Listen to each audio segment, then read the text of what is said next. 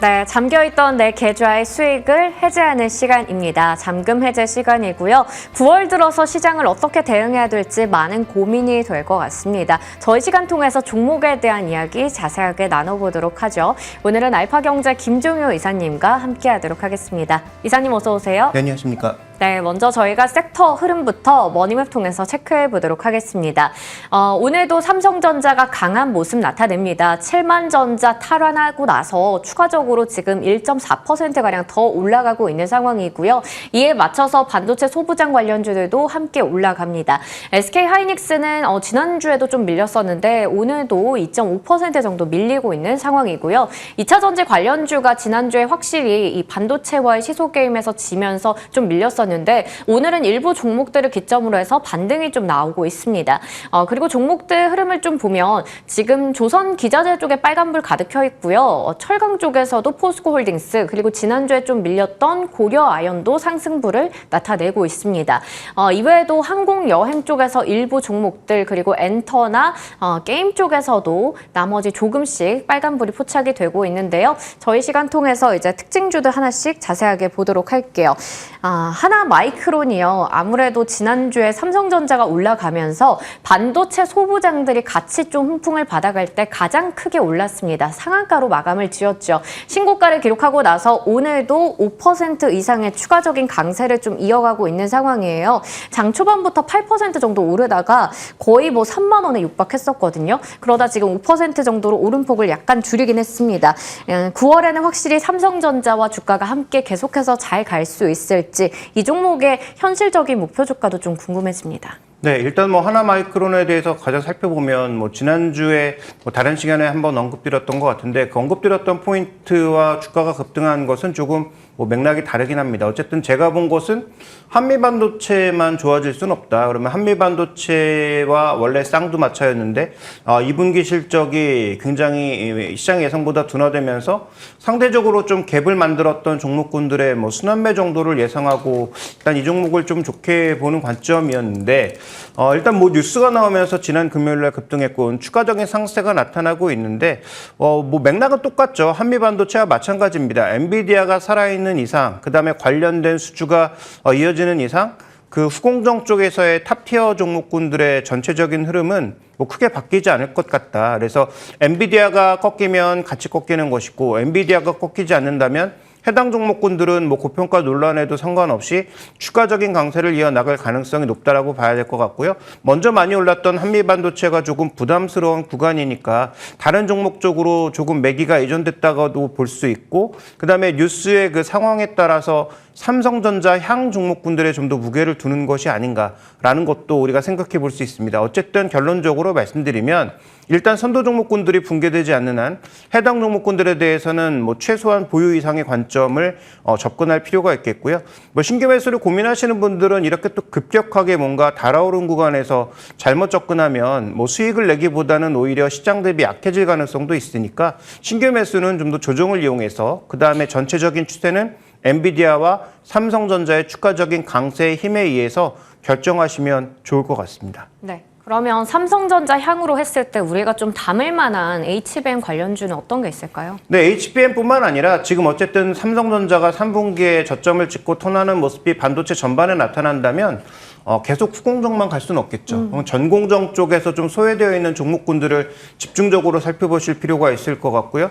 그 다음에 이제 반도체 신규 투자와 관련돼서 움직일 수 있는 종목군들 살펴보실 필요가 있겠죠. 그래서 저는 후공정 쪽에서는 한미반도체와 하나마이크론은 계속 보유 이상의 관점으로 접근이 필요하고 지금 우리가 주목해야 되는 것은 반도체가 진짜 턴어라운드 된다면 후공정만 가지 않는다. 오히려 1분기 실적이 안 좋았던 소재와 전공정 쪽의 종목군들을 특히 기관들이 적극적으로 매수하고 있는 종목군들을 찾아보는 게 더 좋은 해답이 될 것이다. 이렇게 말씀드리겠습니다. 네, 잘 가고 있는 후공정 쪽은 보유 이상의 관점에서 얘기해 주셨고요. 전공정이라던가 좀 그동안 소외됐던 쪽도 한번 눈여겨보자 이렇게 얘기해 주셨습니다. 다음 개별주로는 포스코 인터내셔널 살펴볼 텐데요. 2차전지 소재 쪽에서 굉장히 또 성과를 내면서 주목을 많이 받았고 주가도 많이 올라와 있습니다. 그런데 아프리카 쪽에서 이 2차 전지의 원료인 흑연을 확보했다라는 추가적인 호재까지 나와 있어요. 지금도 뭐 고점 부근에서 크게 벗어나지 않은 움직임을 나타내는데 여전히 추세가 좀 살아있다라고 볼 수 있을까요? 네, 뭐 추세는 살아있다라고 봐야 되는데 이제 한 가지 특징은 지난 7월과는 조금 다른 양상이 전개되고 있죠. 이 정도의 뉴스가 나왔을 때는 뭐 종가는 어떻게 된다고 하더라도 일단 거래 집중도와 그다음에 시세 폭발력은 뭐 굉장히 강하게 나타나는 모습이었는데 최근에 2차 전지 쪽은 전반적으로 오를 때도 예전만큼의 탄력은 아니고 또 거래대금의 집중도 예전만큼의 흐름은 이어지지 않고 있다는 게 핵심 포인트입니다. 그래서 여전히 뭐 장기 추세는 살아있고 그 다음에 뭐 호재가 여전히 나오고 있는 상황이긴 하지만 예전만큼의 에너지가 유입되지 않고 있다. 그렇다면 예전만큼의 그 거래량과 매물대를 뚫기 위해서는 더 많은 에너지가 필요한 것인데 우리가 그래서 흔히 뭐 수성보다는 공성에 더 많은 힘이 필요하다라고 하고 있는데 그러니까 전고점을 넘어서는 그런 강세를 보여주기 위해선 더 많은 에너지가 필요한데 최근 들어선 2차 전지 전반적으로 그 에너지가 유입되지 않고 있다는 게 핵심 포인트죠. 그렇다면 방법은 뭐 두 가지입니다. 그런 에너지가 유입될 때까지 기다리던지 아니면 지금 현재 구간에서는 시장이 좀 다른 종목 쪽에 뭔가 에너지를 나눠주고 있는 것 같으니까 그러면 이쪽에 대한 관심을 잠시 조금 접고 다른 쪽에 좀 활발하게 움직이는 종목군들을 공략해 보던지 뭐 둘 중에 하나의 선택지를 가져갈 수밖에 없는 그런 상황이다 이렇게 보고 있습니다. 네, 지금 아무래도 좀 같은 호재에도 예전만큼 크게 반응이 나오지 않는 상황이기 때문에 아무래도 시장에서 여러 쪽으로 뭐 순환매가 돌기도 하고요. 최근엔 반도체가 주목을 좀 받고 있기도 하고요. 보유 혹은 종목의 교체쯤에서 얘기를 좀 주셨습니다. 개장 특징주들 알아봤고요. 이번 주 잠금 해제 종목 하나씩 풀어보도록 할게요. 먼저 첫 번째 종목은 태광 보도록 하겠습니다. 피크아웃은 없다. 첫 번째 투자 포인트 열어보도록 할게요. 조선업들이 아무래도 뭐 3, 4분기에는 이제 완벽하게 좀 많이 쌓여있는 수주 잔고를 바탕으로 해서 업황이 굉장히 좋을 것이다 라는 얘기들 나오고 있습니다. 그런 속에서 낙수 효과를 그대로 받아갈 수 있는 게 이런 피팅 밸브 기자재 쪽이 될 텐데요. 태광의 매력 포인트부터 알아볼까요? 네, 태광 같은 경우에 핵심으로 봐야 되는 것은 여러 번 강조드렸다시피 성광밴드와 마찬가지로 더 이상 조선주 아니다라는 거죠. 에너지 피팅이라고 봐야 될 것 같고요. 실제로 이제 주력 흐름을 보시면 제품들을 보시면 엘보를 포함해서 여러 가지 제품들이 있는데 저게 다 뭐에 쓰이는 건가라고 생각해 보실 수 있겠지만 옆에 지금 보시면 관련 산업들의 범위는 생각보다 굉장히 넓다. 그래서 지금 그 조선과 관련된 여러 가지 그 시추 장비들을 포함한 배도 들어가고요. 그 다음에 에너지 플랜트에 전반적으로 다 들어가는데 지금은 이게 전부 폭발하고 있다는 거죠. 에너지 플랜트 말할 필요가 없고 그 다음에 지금 뭐 조선주 수주 쌓여 있다고 하죠. 그 다음에 지금 가스 플랜트 같은 경우에도 추가적으로 늘어날 수밖에 없는 상황입니다. 그러니까 저렇게 별거 아닌 것 같은 제품이 여러 군데 쓰이면서 수익성이 좋아지고 있다는 점. 그 다음에 이 회사는 또 미국 법인이 있어서 미국 법인의 전반적인 수익성 증가에 따라서 마진율이 높아지고 있다는 점, 이게 포인트인 거죠. 그래서 6월 달에 아마 이 종목을 말씀드렸던 것 같고 제가 제시했던 목표가를 이미 넘어선 상황이지만 여전히 저는 위가 더 열려있다라고 판단하고 있기 때문에 왜냐하면 지금 시장에서 밸류가 좀 비싸더라도 소위 이제 실적이 계속 나오고 있는 의료기기 같은 쪽의 종목군들은 계속 강세를 보여주고 있는 거잖아요.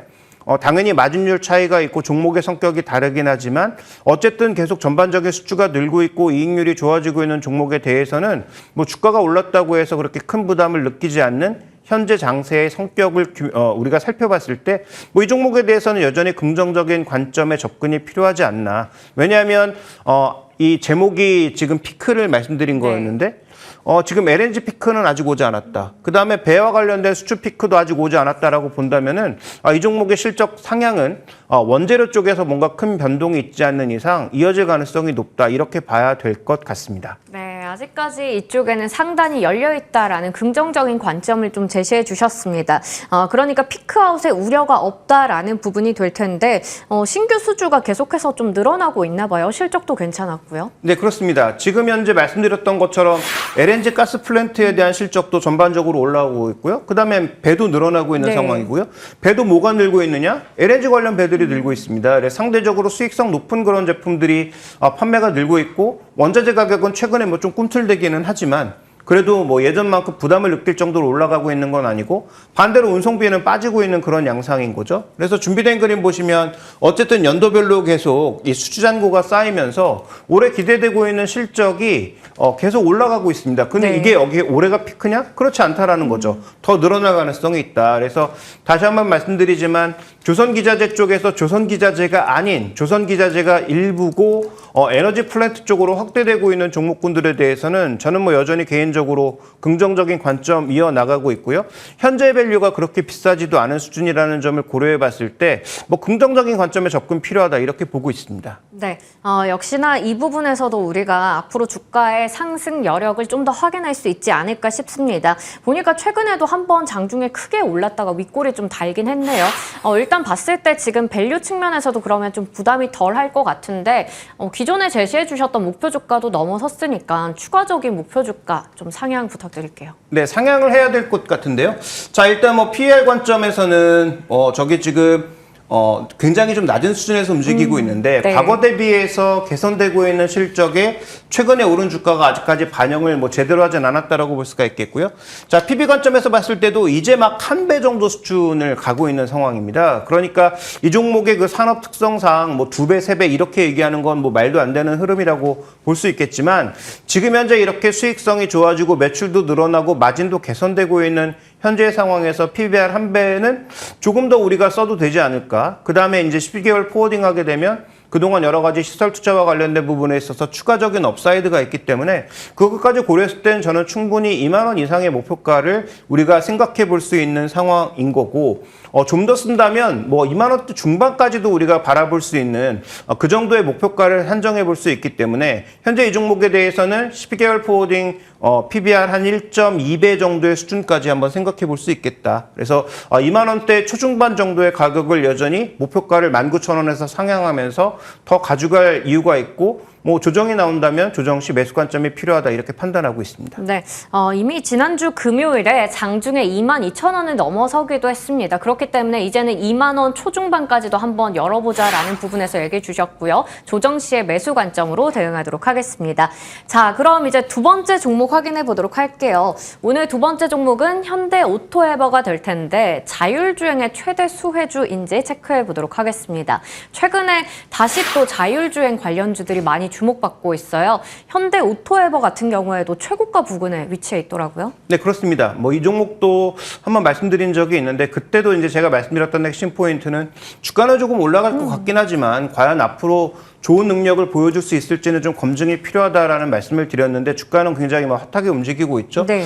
지금 현재 구간에서 어쨌든 핵심 포인트는 과거 저렇게 분산돼 있었던 여러 가지 시스템적인 요소들이 자동차에서 자율주행 쪽으로 가면서 통합 모듈로 가고 있다. 그러면 저 안에서 핵심적인 역할을 할 수 있는 현대 오토에버가 지금 현대차 그룹이 전반적으로 차는 잘 팔리고 있는데 다 부진하잖아요. 주가가 뭐 모비스도 부진하고 맞아요. 기아도 별로고 네. 현대차도 별로고 뭐 자동차 부품주도 전반적으로 별로라고 봐야 되는데 어쨌든 이 종목 혼자 지금 독야청청 오르고 있는 그런 상황인 거죠.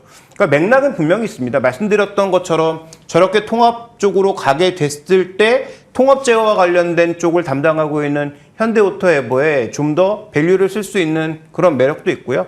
그 다음에 아마 오늘인가 나왔던 그 보고서에는 이게 이제 정의선 회장과 관련된 지분 관계도 있기 때문에 뭐 그와 관련된 뭐 기대감도 좀 녹아있지 않느냐라는 것도 뭐 섞여 있는데 뭐 그런 부분까지 우리가 살펴보면 지금 현재 구간에서 이 종목에 대한 긍정적인 관점과 주가의 상승을 어느 정도는 충분히 이해할 수 있다. 이렇게 봐야 될 것 같습니다. 네, 지금 증권가 보고서를 보더라도 전기차가 보급될수록 내비게이션의 탑재는 또 필수니까 중장기적인 수혜가 기대된다. 그리고 말씀해 주셨던 정의선 회장의 7.3% 정도의 지분 보유까지 좀 우리가 기대할 수 있다라는 내용들 나오고 있습니다. 최근에 거의 뭐 6일 연속 올라가면서 주가 20만 원에 거의 근접한 상황이거든요. 여기서 이제 추가적으로 상승 여력이 있는지 궁금합니다. 네, 추가적인 상승 여력은 아마 AI나 뭐 자율주행 관련 종목군들이 오르면 이 종목이 좀 더 탄력을 받을 수 있다라고 봐야 되는데 문제는 바로 이 부분이죠. 이 회사가 앞으로 이제 미래 그림으로 제시하고 있는 게 내비게이션의 확대, 네. 아까 보여드렸던 그림, 전체적인 통합 모듈 쪽에서 네. 죄송합니다. 현대 오토에버가 현대 기아차 내에서는 강점을 보일 수 있고 그 다음에 현대 기아차가 일부 뭐 외국 회사로도 자동차 모듈을 팔기 시작하면서 그와 관련된 기대감이 높아지지 않나라고 얘기되고 있는 것인데 그럼 여기서 한번 반문을 해보죠. 그러면 현대 기아차가 자동차 시장에 있어서 내비게이션 시장의 전 세계 1위가 될 것인가는 저는 그렇지 않다라고 판단하고요.